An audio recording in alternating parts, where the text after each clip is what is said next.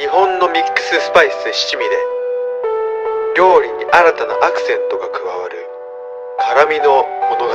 辛口万能調味料俺の七味辛口島田限定発売中。はいどうも、ホルモン島田チャンネルのブッチャー島田です。あ、これいいな、ポチ。これもいいな、ポチ。今は本当に買い物が便利になりましたよね。実際の商品を見ないで買える手軽さの反面、届いた時に想像と違ってショックを受けたことありますよね。今日は通販で買った内臓を仕込んで食べてみます。それでは早速やっていきましょう。今日はこちらの商品を Amazon で購入しました。今までも動画のコメントなどで Amazon とかで買ったホルモンの美味しい仕込み方教えてくださいなどたくさんの方からいただいていました。ということで今日は Amazon で色々ホルモンを物色していたのですが評価があまり良くない商品を発見したので買ってみました。今回購入した商品は牛の第2の胃、蜂の巣です。黒毛和牛の蜂の巣を 1kg 購入しました。商品ページには蜂の巣の処理をされてカットされている白い状態の写真が使われていましたが、到着した商品は冷凍された黒いままの未処理の蜂の巣です。なるほど。商品ページを見返してみると確かに本商品は未処理の状態でお送りしますと長い文章が書いてある一番最後の部分に注意書きとして書いてあります。冷凍という文字も文章の中に1回だけ書いてあるだけです。商品名にも未処理や冷凍などが書いてなく、写真は処理後の写真が使われていると勘違いしてしまう人もいるかもしれませんね。一旦流水で解凍しましょう。解凍が終わったので取り出してきました。先ほども説明した通り未処理の状態です。よく見かける白い状態の蜂の巣はこの表面の黒い皮を処理してある状態のものです。過去にうちの動画でも蜂の巣や千枚の下処理の仕方は動画にしているのでよかったらご覧ください。裏面を見てみると確かに未処理ですね。汚れがついたままです。この状態で匂いを嗅いでみると消化物の匂いというか若干の臭さを感じますね。もし未処理と思わずにこれを買って到着して開けてみたらこの状態だったらどうしていいかわからないですよね。せめてもう少し掃除がしてあるとありがたいかもしれません。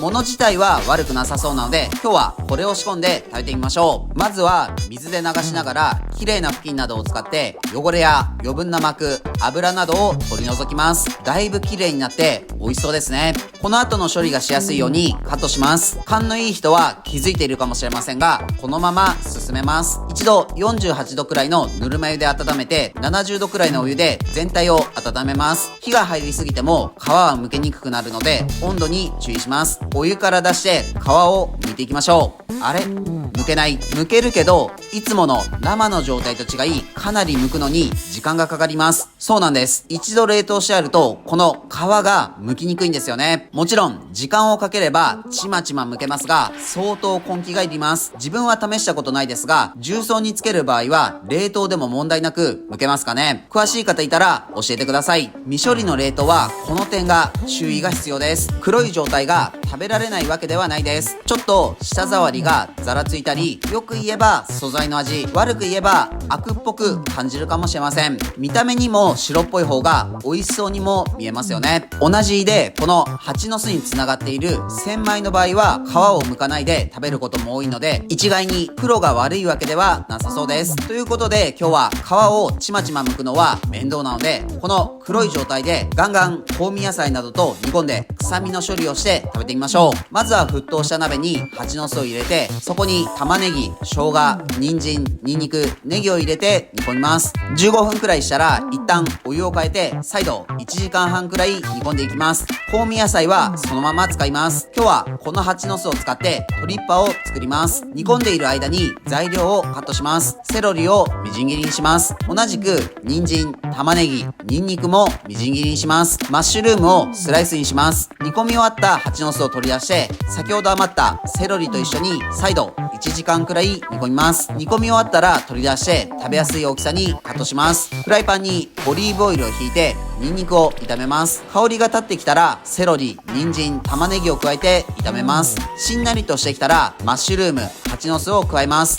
塩、俺の塩島田を加えて、トマトの缶詰を加えて、ローリエを入れ、水を加えながら煮込んでいきます。2時間くらい煮込みます。煮込み終わったので、お皿に盛り付けて完成です。それでは早速食べてみましょう。いただきます。今日は中国のチンタオビールの IPA を飲んでみましょう。通常のチンタオビールと違い、なんだかおしゃれなデザインです。パッと見、中国のビールに見えないですよね。色は濃いめのオレンジ色で、香りはとてもフルーティーで爽やかな印象です。口に含むと一般的な IPA っぽさを感じません。甘さがあり、後からしっかりとした苦味を感じます。アメリカとかのよく飲む IPA とは種類が違うくらい別物です。中国の IPA という珍しさもあるので、気になる方は飲んでみるのがいいかもしれません。それではトリッパー食べてみましょう。